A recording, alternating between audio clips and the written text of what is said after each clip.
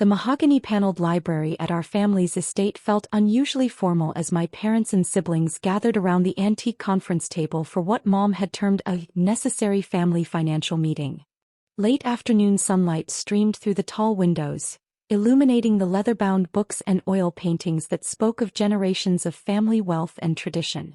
My brother Michael sat confidently in his tailored suit, fresh from his latest business trip to London, while my sister Rachel adjusted her designer handbag and checked her Rolex for the third time. I occupied a chair at the far end of the table, wearing my typical casual sweater and jeans, feeling deliberately underdressed among the display of luxury accessories and expensive clothing that surrounded me.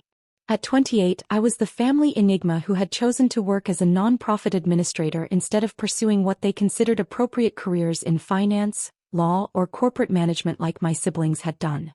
"Before we begin," Dad announced with the gravity he reserved for important business discussions, "I want everyone to understand that this conversation is about fiscal responsibility and family financial health.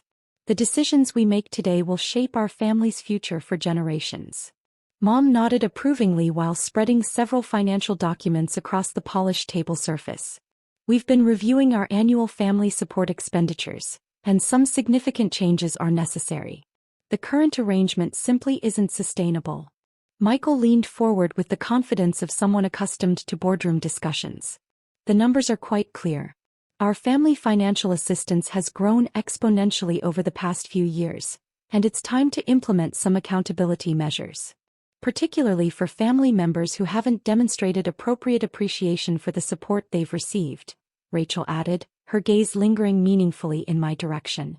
I remained silent, knowing that my nonprofit salary of $45,000 annually made me the obvious target of their financial intervention.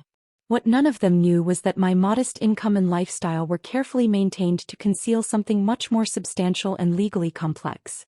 "The family emergency fund has been overused," Dad continued, consulting his notes with practiced authority. "Constant requests for assistance with rent, car repairs, unexpected expenses and general living costs. This dependency culture needs to end." Mom's expression grew stern as she looked directly at me. "Some family members have become entirely too comfortable treating the family finances as their personal safety net instead of developing real financial independence and career ambition." The accusation hung in the air like expensive perfume, sweet but suffocating. I could feel the weight of their collective judgment as they prepared to deliver what I recognized as a coordinated financial ultimatum. "Your nonprofit work is admirable in theory," Michael said with condescending patience, "but it's not financially sustainable for someone your age. You need to transition into a career that provides adequate compensation for an adult lifestyle." "The constant financial assistance requests have to stop," Rachel chimed in. "It's enabling behavior that prevents real growth and maturity. We're not helping you by continuing to subsidize poor career choices." I picked at my salad while they outlined their comprehensive plan to reform my financial habits through what they called strategic tough love measures. The irony was so overwhelming that I struggled to maintain my neutral expression.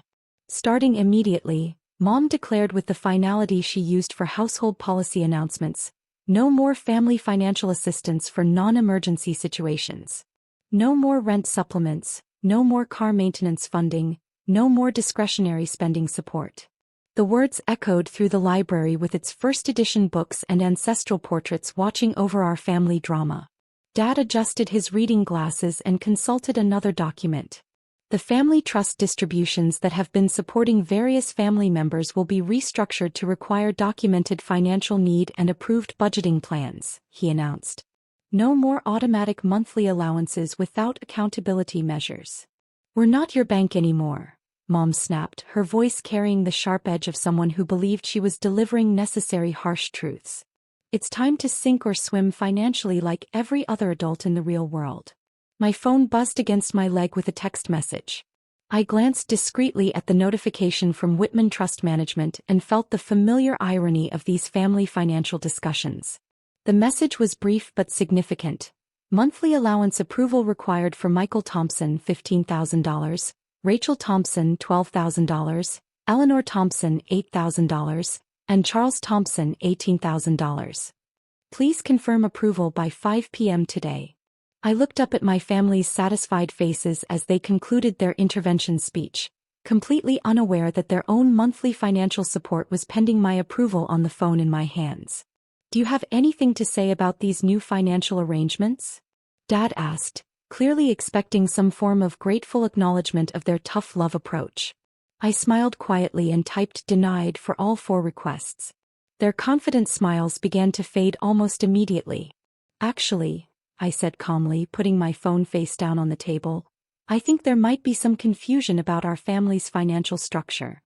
Before anyone could respond, the library doors opened and a distinguished woman in an expensive business suit entered, carrying a leather briefcase and looking apologetic for the interruption.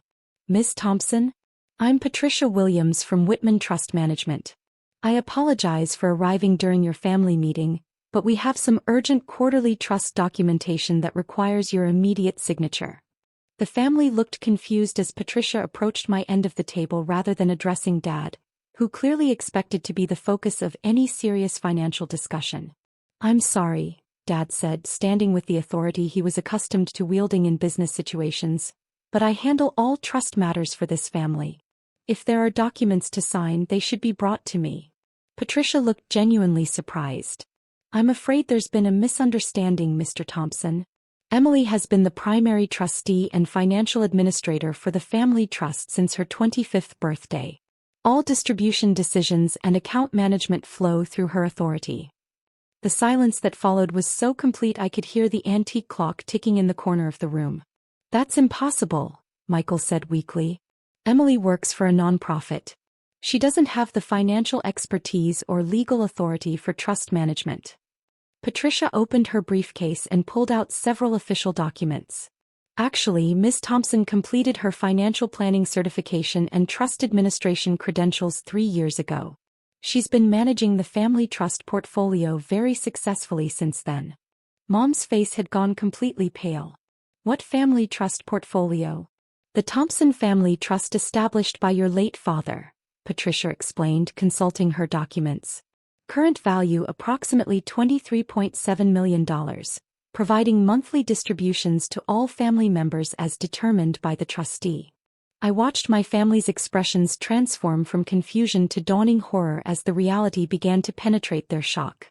"The monthly allowances you all receive?" I said quietly. "They come from the trust. My trust." "This is ridiculous," Rachel snapped, but her voice lacked its usual confidence. "We would have been told about something this important." Patricia pulled out a certified copy of the trust documentation. The original trust specified that control would transfer to the youngest child upon reaching 25, with the expectation that they would continue supporting family members at their discretion. Dad grabbed the document with shaking hands, his eyes scanning the legal language that confirmed his worst nightmare. "This says Emily Thompson is the sole trustee with complete discretionary authority. For the past 3 years," I confirmed. "I've been managing all of your monthly allowances, investment decisions and financial distributions while you assumed I was struggling on my nonprofit salary." My phone rang and I recognized the number from the family's private banking division. "Excuse me," I said, answering while maintaining eye contact with my increasingly panicked family. "Ms. Thompson, this is David Chin from First National Private Banking. We've received your distribution denial for this month's family allowances. Should we proceed with placing holds on the associated accounts?" "Yes, please implement the holds until further notice," I said calmly. "Certainly. All automatic transfers are now suspended pending your review." I hung up and looked at my family's stricken faces. That was the bank confirming that your monthly allowances have been suspended. "Monthly allowances?" Mom whispered. "What monthly allowances?" Patricia consulted her tablet. "Michael Thompson receives $15,000 monthly for business and living expenses. Rachel Thompson receives $12,000 for lifestyle maintenance. Mrs. Eleanor Thompson receives $8,000 for discretionary spending, and Mr. Charles Thompson receives $18,000 for household and personal expenses." The numbers hung in the air like financial lightning bolts, striking each family member individually. "This is absolutely insane," Dad exploded, though his voice cracked with panic rather than authority. "Even if this paperwork is legitimate, I built this family's wealth. I managed our finances for 30 years. I deserve to maintain some control over family money. You didn't build this wealth, I replied calmly. Grandfather did.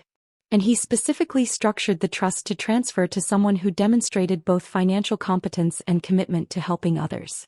My nonprofit work wasn't a career mistake. It was the qualification requirement. Patricia nodded.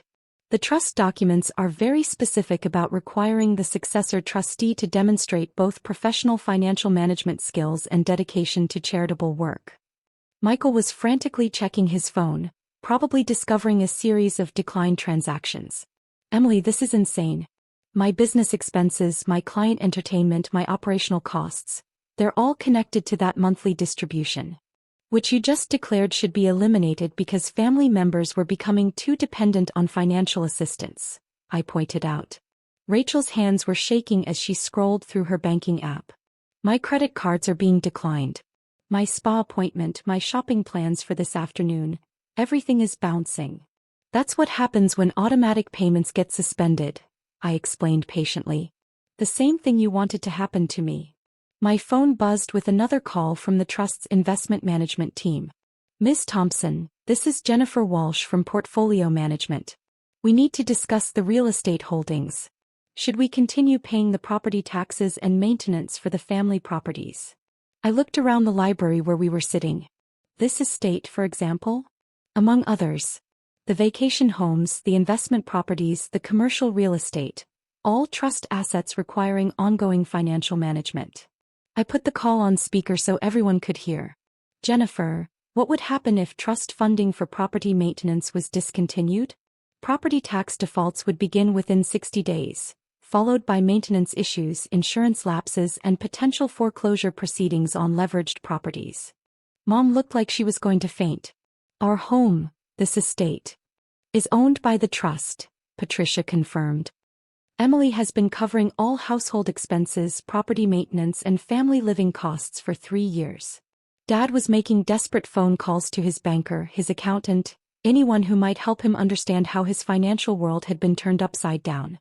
I could hear fragments of panicked conversations, trust documentation, successor provisions, Emily's authority. The family members who declared no more family support, I said, watching their growing desperation, just discovered that they are the ones receiving family support. All of it. Another call came in from the household management company. Ms. Thompson, the domestic staff payroll is scheduled for tomorrow. Should we proceed with payments for the housekeeping, gardening, and maintenance staff? Actually, I said, looking at my family's horrified faces, let's put all household staff payments on hold pending a comprehensive budget review. Certainly. All staff will be notified that their positions are under review. Rachel started crying. Emily, you can't fire the household staff. Mom depends on them. This house requires constant maintenance. The same way I depended on family financial support until 15 minutes ago? I asked. What was it Mom said? Time to sink or swim like every other adult? Michael's business phone was ringing constantly with calls from vendors, clients, and business partners, apparently discovering that his operational funding had been suspended. Emily, please, Dad begged, his earlier authority completely evaporated. We can work this out. We're family. We are family, I agreed. And as family, I've been supporting all of you for 3 years without complaint or recognition. Until today, when you decided to cut me off from support that was never yours to control. Patricia handed me a comprehensive financial report. The trust has performed exceptionally well under your management. 18% annual returns, diversified holdings, and sustainable distribution policies. Sustainable until now, I corrected. The current distribution model assumed family harmony and mutual respect. Those assumptions may need revision. I looked around the library at the faces of my family members, each one now understanding that their financial security depended entirely on someone they had just tried to abandon and humiliate. The mahogany furniture and ancestral portraits seemed to witness the complete reversal of family power dynamics. Here's what's going to happen, I announced, my voice remaining calm and professional despite the emotional chaos surrounding me. The monthly allowances will be restructured with new accountability requirements. Dad, your allowance drops to $12,000 monthly with documented expense reporting. Mom, yours becomes $6,000 with discretionary spending oversight. Michael and Rachel, you'll each receive $8,000 contingent on quarterly financial reviews.